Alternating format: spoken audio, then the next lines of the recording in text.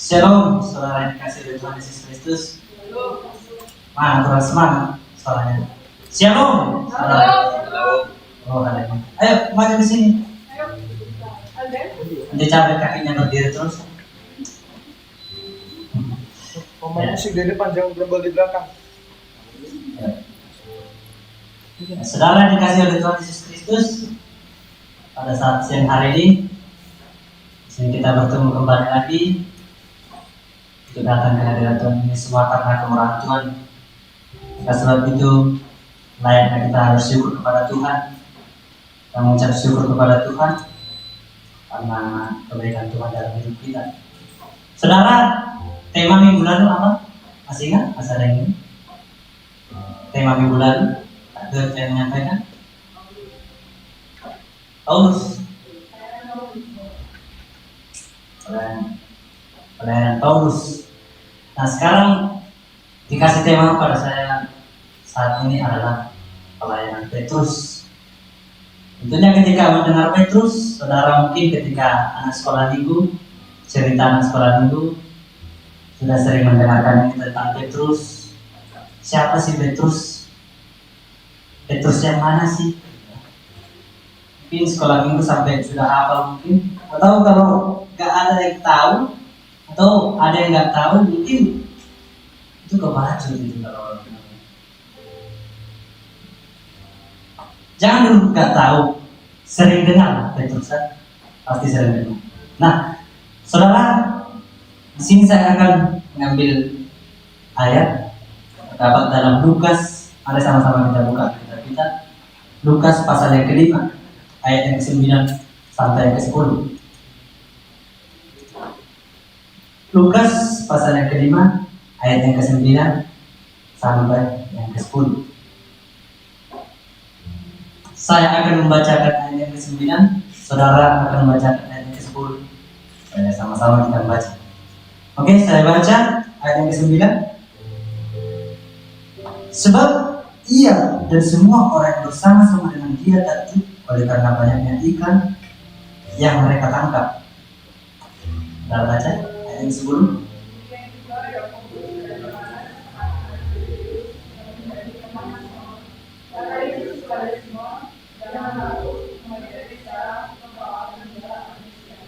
Amin. Kita cuma hanya baca dua ayat ini. Kalau kita baca ayat sebelumnya terlalu panjang, karena kita juga waktu kita terbatas. Tapi ketika kita baca ini, alur ceritanya ini, tentunya kita sedikit tahu bahwa semua Petrus ini siapa ketika Tuhan Yesus jumpai. Nah, saudara, ketika pelayanan Petrus, sebelum Petrus dipanggil Tuhan untuk melayani, untuk menjadi seorang murid, tentunya ada suatu kejadian yang terjadi dalam hidupnya ketika dia sebelum Tuhan panggil. Nah, tentunya saudara harus tahu dulu siapa Petrus ini. Di sini saya akan menjelaskan sedikit siapa Petrus ini. Petrus ini adalah seorang nelayan. Sudah tahu kan seorang nelayan itu? Petrus yang menjalekan, sudah tahu. Nah, Petrus ini adalah seorang nelayan yang sederhana. Dia dari Galilea. Nama asli Petrus adalah Simeon. Nama Arabnya yang berasal dari kata Simon, yang artinya mendengar. Nah, di sini Petrus berasal dari Betsaida. Kalau kita baca ayat sebelumnya, Yohanes pasal yang pertama, ayat yang ke-4 itu, di situ dikatakan bahwa asal Petrus dari Betsaida. Dan nama selanjutnya setelah dari Betsaida, dia tinggal di Kapernaum sebagai nelayan atau pencari ikan. Nah, saudara mungkin bertanya, Betsaida dan Kapernaum di mana sih? Nah, kalau kita tahu Betsaida dan Kapernaum ini terletak di wilayah Galilea sana. Saudara juga bertanya, Galilea di mana? Ya, Galilea adalah wilayah Israel. Siapa yang rindu di sini Israel? Dua orang. Nanti tiba dia aja, semua ikut. Nah, di sini juga saya rindu ke Israel ya. Haleluya, amin. Mungkin saudara mau pergi ke Israel, jangan lupa ajak saya. Bayar tiket masing-masing itu pada saat itu. Nah, saudara yang dikasih oleh Tuhan Yesus Kristus, kita sudah tahu latar belakang Petrus ini. Bagaimana kita tahu dia sebelum Tuhan panggil untuk menjadi muridnya, dia adalah seorang nelayan yang sederhana, penjala ikan yang sederhana. Saudara, di sini kita belajar bahwa sebelum pelayanan Petrus Tuhan panggil, yang pertama adalah Petrus Tuhan panggil. Panggilan Petrus. Nah, kita tahu bahwa ketika Petrus sebelum melayani, dia melihat kuasa Tuhan ketika dia menjala di situ. Dia melihat kuasa Tuhan terjadi pada saat dia menjala di situ. Sepanjang malam dia tidak mendapat ikan. Tetapi ketika datang Yesus, Yesus menyuruh dia untuk mendapatkan ikan banyak. Lalu apa terjadi? Mukjizat terjadi. Ikan banyak dapat Petrus. Dan situlah dia mengikut Tuhan. Lalu Tuhan mengajak dia untuk menjadi muridnya. Nah, tetapi saudara, sebelum itu, sebenarnya sebelum mereka berjumpa di situ, sebenarnya pertama kali mereka Yesus jumpa sama Petrus ini bukan pada saat Petrus berjalan, bukan. Tapi yang pertama kali Yesus bertemu dengan Petrus ini ketika dia diperkenalkan oleh saudaranya Andreas. Nah, di situ Petrus bertemu dengan Yesus. Tetapi pas waktu pertemuan pertama, Yesus gak langsung memanggil Petrus. Yesus tidak langsung memanggil Petrus untuk menjadi muridnya. Itu pertemuan pertama mereka. Tetapi Petrus Tuhan panggil menjadi muridnya ketika ia sedang menjala ikan. Itu pertemuan yang kedua. Itu Tuhan panggil kepada Petrus ketika menjala ikan. Tuhan Yesus berkata bahwa ia akan membuat Petrus menjadi penjala manusia. Kalau kita baca ayat-ayat sebelumnya, bagaimana ketika Tuhan Yesus melakukan mukjizat kepada Petrus ini, ketika Petrus menjala ikan, lalu Tuhan berkata, Tuhan akan menjadikan Petrus ini menjadi penjala manusia, bukan penjala ikan lagi, tetapi penjala manusia. Nah, ini adalah panggilan Petrus. Saudara yang dikasih oleh Tuhan Yesus Kristus, terkadang panggilan Tuhan itu dalam hidup seseorang itu berbeda-beda. Panggilan Petrus bagaimana? Ketika dia mengalami mukjizat, lalu dia dipanggil untuk melayani Tuhan, lalu dia dipanggil untuk menjadi murid Tuhan. Mungkin saudara mengalami yang lain panggilan Tuhan. Belum tentu saya dengan saudara tidak sama panggilan Tuhan. Mungkin ketika Kevin, contohnya, pas waktu dia pertama kali mengenal Tuhan, dipanggil Tuhan gitu kan. Ini intermezzo kan pastinya. Nah, ketika dia dipanggil Tuhan, tiba-tiba pada saat uangnya kosong, dia mulai mencoba, waduh, uang saya kosong. Lalu dia berdoa tiba-tiba kepada Tuhan. Lalu Tuhan memberikan mukjizat, Tuhan memberikan berkat kepada Kevin sesuai apa yang dia minta. Lalu dia bersuka cita. Terus dia bernyanyi seperti ini. Tuhan kau lihat isi dompetku. Nah, gitu. Langsung selesai itu. Lalu dia bertobat kepada Tuhan. Nah, beda caranya Tuhan untuk memanggil setiap kita. Mungkin saudara, mungkin ada dalam mimpi. Mungkin saudara bermimpi terjadi pertolongan Tuhan dalam mimpi itu. Lalu saudara bertobat. Kalau saya, pertobatan saya adalah ketika saya masa SMA. Berarti masih baru ya. Masa SMA itu saya tidak sekolah dekat orang tua, tapi jauh di luar kota. Itu jaraknya ratusan kilometer dari rumah. Saya ngekos sendiri. saya masak-masak sendiri, anak kos sakit sekali. Siapa di sini anak kos? Wah, kalau Alden beda ceritanya sama aku beda. Zamannya dia dengan zamanku beda. Tapi kalau saya pada saat itu, di situ ketika saya sekolah, Tuhan panggil kelas 3, kelas 2 melalui anak gembala. Saya dilayani di rel kereta api. Ketika kami nongkrong gitu kan di rel kereta api, lalu tiba-tiba mereka datang gitu seperti malaikat. Saya langsung tersentuh ketika berbicara. Dia tidak langsung mengatakan firman Tuhan. Yang pertama dia saya beribadah. Lalu lama-kelamaan akhirnya saya tinggal di pastor itu gereja ngekos. Wah, ini pergumulan sekali gitu. Coba kalau ada contohnya tinggal kos di gereja, pasti pergumulan, gak bebas tuh, gak bebas. Doa-doa yang di situ pasti diikuti. Nah, sekalipun saya tinggal di pastor, saya masih tetap meninggalkan doa-doa itu. Itu belum sebelumnya saya bertobat. Tetapi pada saat gembala saya mendoakan saya, disitulah saya dijamah, saya menangis di situ.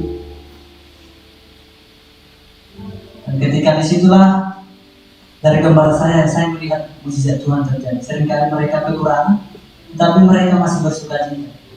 Dan waktu yang bersamaan ada anak orang luar memberikan berkat. Itu bukan jemaat, malah sebaliknya.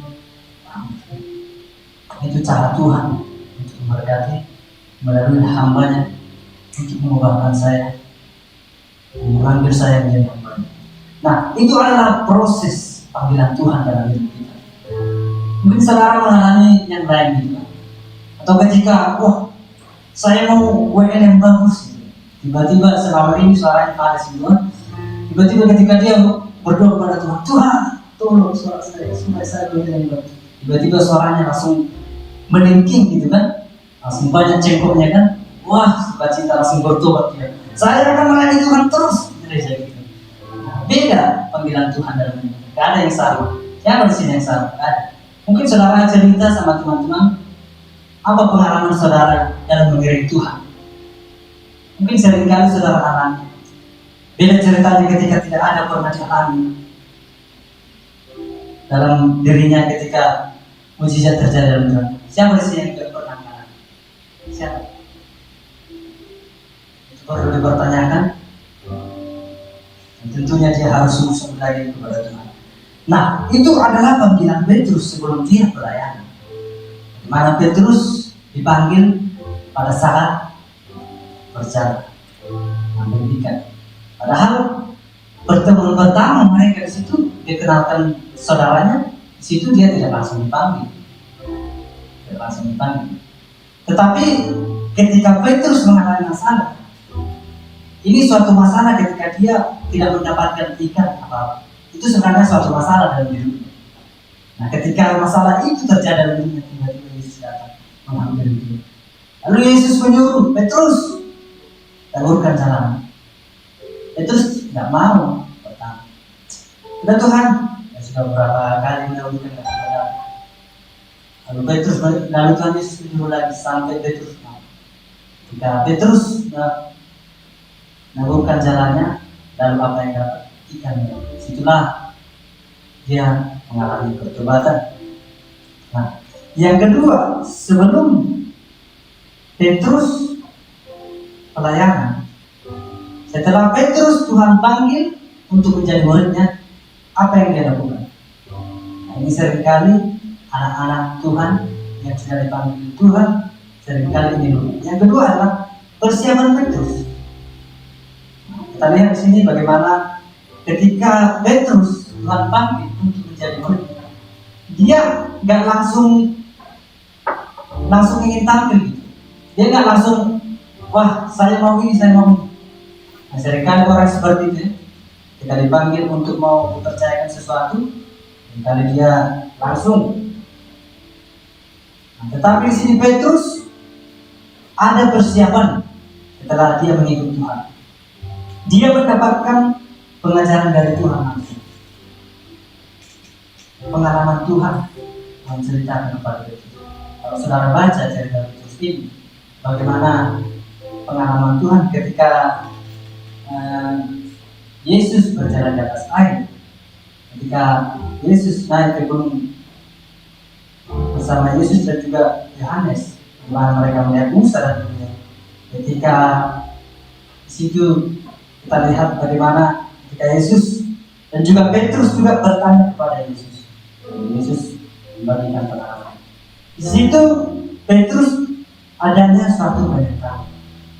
Dia tidak langsung mau, dia adanya persiapan dulu. Nah, saudara mungkin pengen mau sukses, pengen mau ini, sekolah dulu, gitu kan? Belajar sungguh-sungguh. Saudara mungkin pengen mau jadi pemimpin, ya mungkin langsung naik ya. Bisa saja saudara bisa langsung naik, tapi awas hati-hati. Seringkali ini pasti cepat jadi. Ketika saudara cepat naik, hati-hati. Karena fondasi saudara tidak ada, persiapan saudara tidak ada dalam suatu kepemimpinan itu, dalam suatu kepercayaan itu. Tetapi alangkah baiknya ketika kita dipercayakan sesuatu, atau ketika kita ingin mau seperti ini, tentunya kita ada proses kita persiapkan semua. Tidak langsung jadi. Nah, saudara cenderung orang yang ketika tiba-tiba naik, nah itu yang bahaya. Tiba-tiba naik mungkin karena ada kendala tiba-tiba, atau bosnya atau meninggal ada apa, tiba-tiba langsung dikasih kepercayaan sama itu. Ini nggak butuh, dia nggak ada persiapan. Nah, ini cenderung nanti akan dia bawa kehancuran, dalam kehancuran, bukan langsung dia bawa ke dalam kebaikan semakin maju. Tetapi hati-hati, ini yang sering terjadi ketika anak-anak Tuhan langsung naik. Mungkin Tuhan izinkan dia hartanya semakin melimpah, tapi dengan cara apa? Mungkin dengan caranya dia biar supaya cepat langsung naik. Tapi hati-hati saudara, hati-hati ketika saudara, alangkah baiknya jangan sampai saudara cepat naik dalam sesuatu kepercayaan. Tapi di sini Petrus adalah di mana dia ketika Tuhan panggil, dia adanya persiapan. Ini persiapan ini suatu proses, proses dalam dirinya. Dia masih bertanya-tanya kepada Tuhan, dia masih sharing-sharing. Apa sih? Bagaimana sih Tuhan? Nah di situ dianya ada pengen rasa tahu. Saudara yang dikasih oleh Tuhan Yesus Kristus, ketika kita ingin mau menjadi ke yang tinggi, tentunya kita mau dipimpin dulu dari bawah.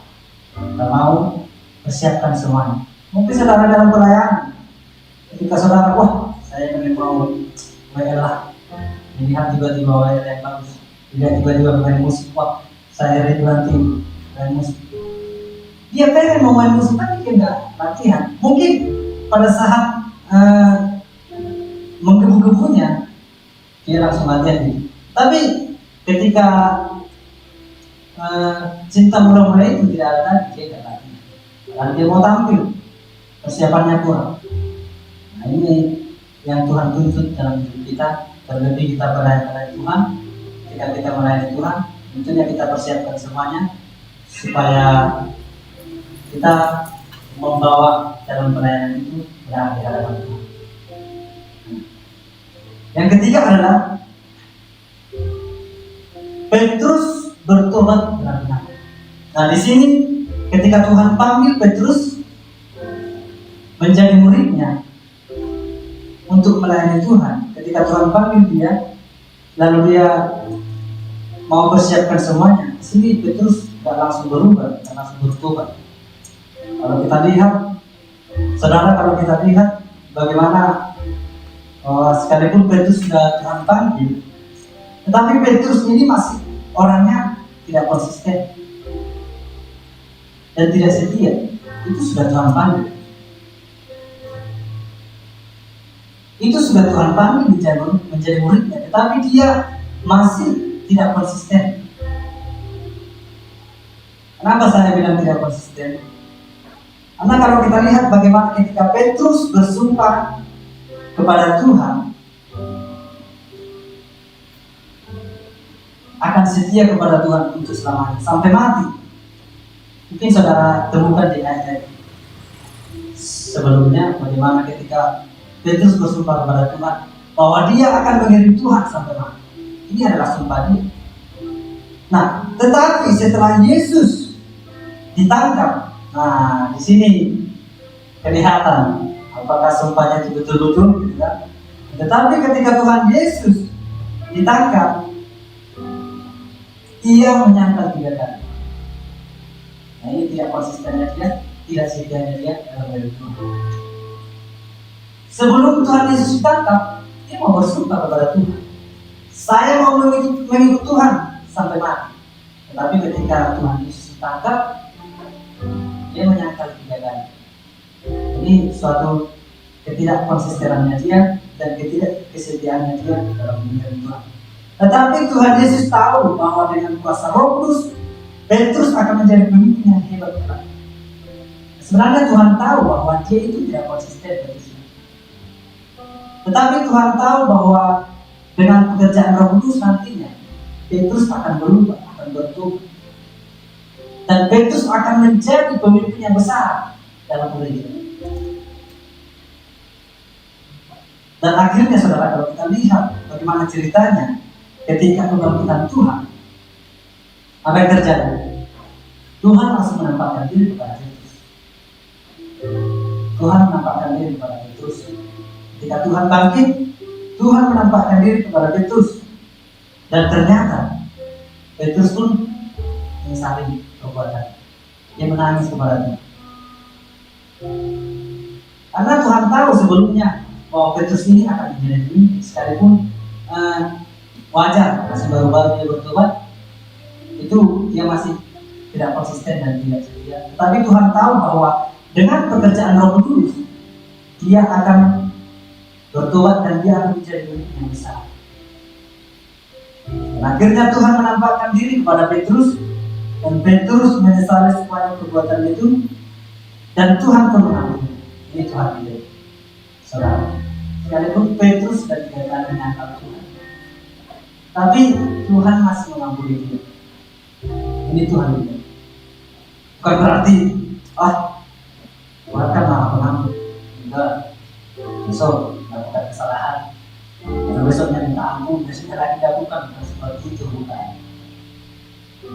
Tapi anak-anak Tuhan belajar untuk meninggalkan kebiasaan-kebiasaan kita yang buruk di hamba Tuhan. Tapi di sini Petrus bertobat dan dia minta ampun kepada Tuhan, karena Tuhan mengampuni. Dan akhirnya Petrus pun menjadi pemimpin gereja mula-mula yang sana. Dan kalau kita baca, kita tahu bahwa bagaimana Petrus menjadi pemimpin yang besar di gereja mula-mula yang sana. Dan ia pun memberitakan Injil. Kalau kita tahu sebelumnya Petrus ini adalah orang yang takut, dia sangat ketakutan. Kemana pun dia orang sangat takut. Tetapi ketika dia bertobat, ketika dia mengiring Tuhan, dia sudah dipanggil Tuhan, dan akhirnya apa?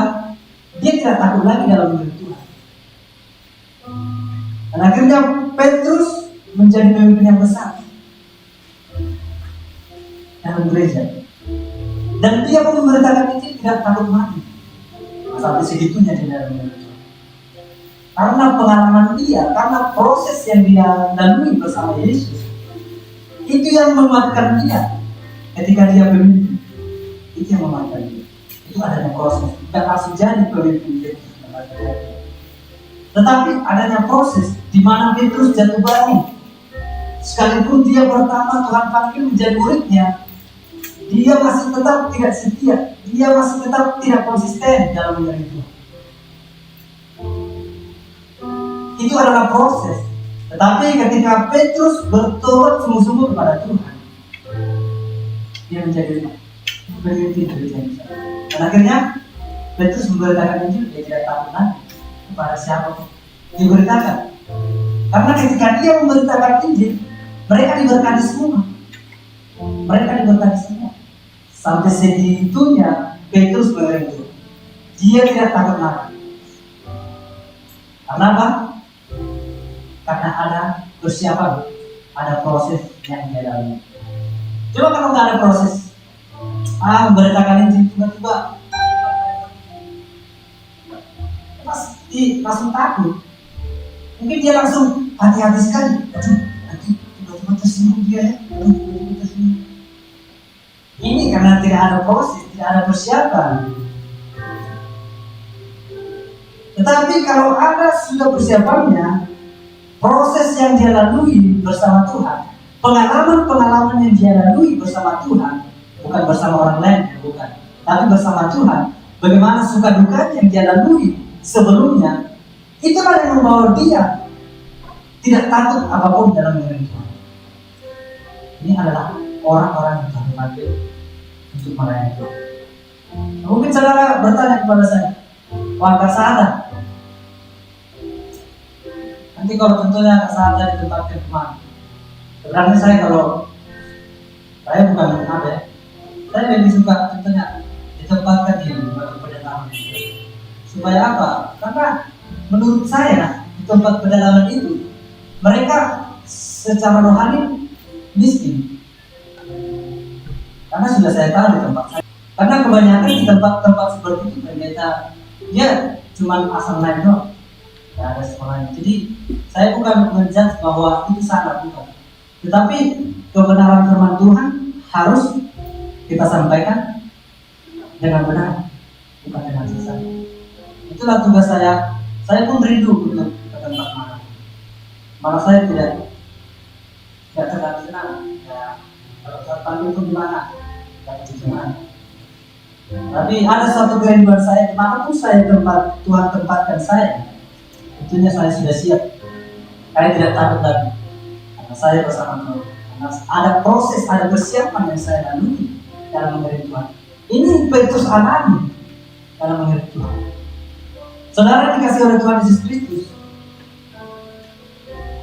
kita dapat belajar bagaimana pelayanan Petrus ini. Mungkin saudara saat ini statusnya melayani Tuhan, saudara WLC-nya. Tapi jangan salah saudara. Bukan berarti ketika kita melayani Tuhan kita langsung bisa, kita langsung 100% kita. Tentunya jujur aja gitu kan. Tentunya kita pun masih pernah atau sering jalan di dalam itu. Tetapi kalau kita tahu bahwa proses-proses itu yang kita lalui ketika kita dalam dosa, dari situlah kita belajar bahwa ternyata saya selama ini saya sudah salah. Oh Tuhan, yang 3 hari yang lewat ternyata saya sudah salah. Dan saya tidak akan membuat demikian lagi. Nah, adanya persiapan dan adanya penyesalan ketika dia lakukan sebelumnya, dan dia tidak melakukan lagi di hari-hari berikutnya. Itu yang Petrus alami. Bagaimana Tuhan panggil, sekalipun sudah melayani Tuhan, menjadi muridnya, tapi dia masih tidak konsisten, tidak seutuhnya dalam mengiring Tuhan. Dia masih tidak setia. Ketika Tuhan ditangkap, lalu orang bertanya, siapa? Dia tidak mengenal. Saya tidak mengenal dia. 3 kali. 3 kali dia sangkal Yesus. Coba. Betapa sakitnya. Padahal selama ini yang menjadi muridnya, tapi dia masih tidak konsisten, tidak setia. 3 kali dia sangkal Yesus. Tapi akhirnya Tuhan Yesus itu tidak seperti kita manusia. Ketika kita disakiti, apa yang kita lakukan? Cara manusia kita pasti emosi atau apa ini. Tapi Yesus tidak. Yesus kita adalah Maha Pengampun. Nah, akhirnya Tuhan Yesus ketika bangkit, dia masih menampakkan diri kepada Petrus. Lalu Petrus menyesali perbuatannya. Dia menangis kepada Tuhan. Dia menangis. Dia menyesali pada perbuatan yang berat. Lalu apa yang Tuhan janjikan sebelumnya bahwa Petrus akan menjadi pemimpin gereja besar, akhirnya terjadi. Karena Tuhan tahu bahwa Petrus ini bakalan menjadi pemimpin, sekalipun di awal dia masih labil. Tetapi Tuhan tahu bahwa finishnya dia akan menjadi pemimpin gereja besar. Dan akhirnya Petrus ketika memimpin gereja besar, dia tidak takut mati lagi. dalam memberitakan firman. Padahal kalau kita tahu pada saat itu di tempat mereka itu bagaimana ketika firman disampaikan itu bahaya, karena nyawa taruhan. Tapi Petrus tidak takut, malah sebaliknya ketika Petrus menyampaikan firman Tuhan kepada mereka, mereka menerima, mereka diberkati karena ada kuasa di dalam. Ketika Petrus menyampaikan ada kuasa di dalam, itu karena apa? Karena proses yang dijalani, karena persiapan sebelumnya yang dijalani ada dalam hidup Petrus, sehingga imannya kuat, jadi dia kokoh dalam Kristus.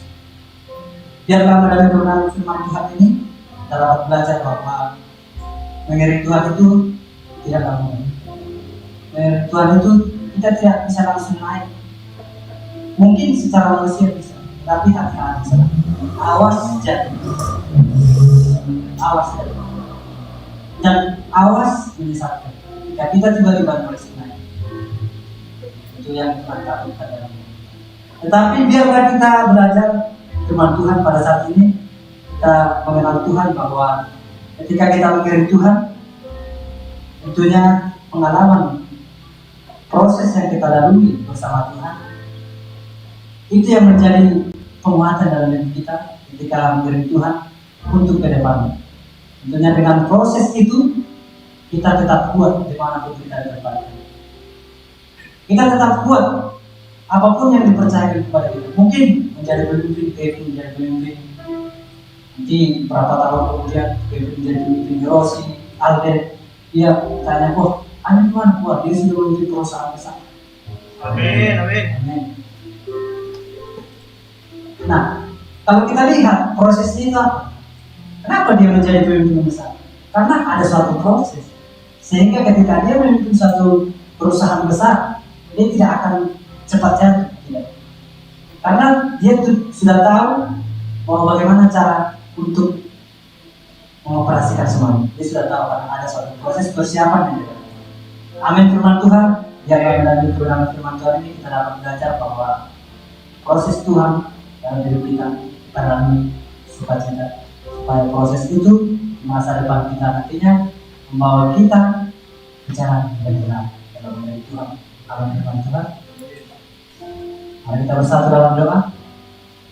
Terima kasih Tuhan Yesus, terima kasih buat siang hari yang menjadi yang masih mempertemukan kami. Terima kasih buat persembahan pujian yang sudah kami berikan Bapak, anak-anakmu yang sudah melayani Tuhan, makin memberikan dari talenta kepada Tuhan. Dari ketika kami melayani Tuhan, kami memberikan yang terbaik, untuk Tuhan memberikan yang excellent untuk Tuhan, supaya nama dipermuliakan Bapak.